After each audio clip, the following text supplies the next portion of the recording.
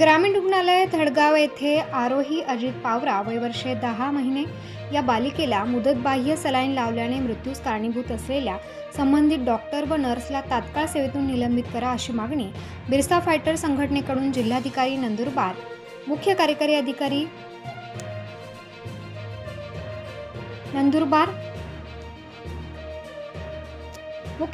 अधिकारी जिल्हा परिषद नंदुरबार, वैद्यकीय अधिकारी नंदुरबार यांच्याकडे एका निवेदनाद्वारे करण्यात आली आहे। या मागणीचे निवेदन तहसीलदार शहादा यांना देण्यात आले। यावेळी बिरसा फायटर्सचे राष्ट्रीय अध्यक्ष सुशील कुमार पावरा, राज्य उपाध्यक्ष गणेश खर्डे, जिल्हा प्रसिद्धी प्रमुख जालिंदर पावरा, रेवसिंग खर्डे, रायसिंग खर्डे, गुलाबसिंग पावरा आदी कार्यकर्ते उपस्थित होते। आरोही अजित पावरा वय वर्षे 10 महिने, राहणार राडी कलम, तालुका धडगाव या बालिकेचा ग्रामीण रुग्णालय धडगाव येथे 8 फेब्रुवारी रोजी औषधोपचार घेत असताना रुग्णालयातील डॉक्टर व नर्सने मुदतबाह्य सलाईन लावल्यामुळे दुर्दैवी मृत्यू झाला। आरोही पावरा या बालिकेला मुदतबाह्य सलाईन लावल्यानंतर त्याचा दुष्परिणाम होऊन उलट्या झाल्या, तिचे शरीरातील रक्त घट्ट झाले, शिवाय डोक्यात खड्डा पडला। मुदतबाह्य सलाईन लावल्याचे दुष्परिणाम लक्षात येताच धडगाव येथील डॉक्टरांनी नंदुरबार सरकारी रुग्णालयात पेशंटला पाठवले। तरीही बालिकेच्या शरीरात मुदतबाह्य सलाईनचे विष पसरल्यामुळे जीव गेला। डॉक्टर व नर्सच्या हलगर्जीपणामुळे बालिकेचा मृत्यू झाला। तर या प्रकरणाची सखोल चौकशी करण्यात यावी। ग्रामीण रुग्णालय धडगाव येथील 8 फेब्रुवारी रोजीचे सीसीटीव्ही फुटेजही तपासण्यात यावे।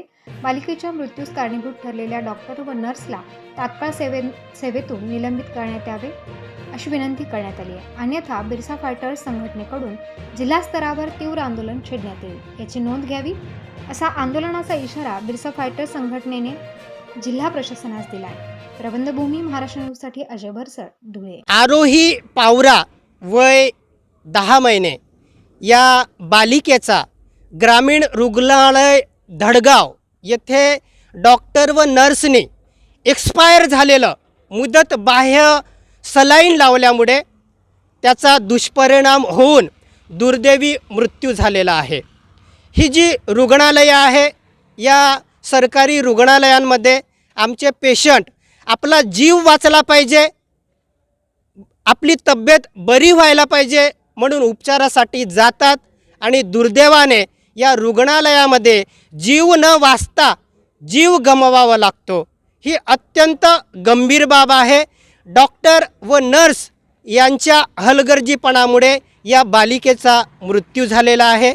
म्हणून जे काही संबंधित डॉक्टर नर्स आहेत ज्यांनी अशा पद्धतीचा चुकीचा उपचार केलेला आहे त्यांच्यावरती निलंबनाची कारवाई करण्यात यावी अशी आमची बिरसा फायटर संघटनेची मागणी आहे।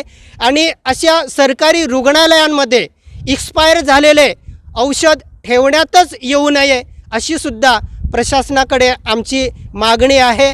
या घटनेला जे जबाबदार आहेत त्या कर्मचाऱ्यांवरती कडक कारवाई करण्यात यावी अशी आमची संघटनेची मागणी आहे। आणि जर कारवाई नाही केली तर आम्ही जिल्हाधिकारी कार्यालयासमोर आमच्या संघटनेतर्फे तीव्र आंदोलन छेडणार आहोत। जय बिरसा, जय आदिवासी।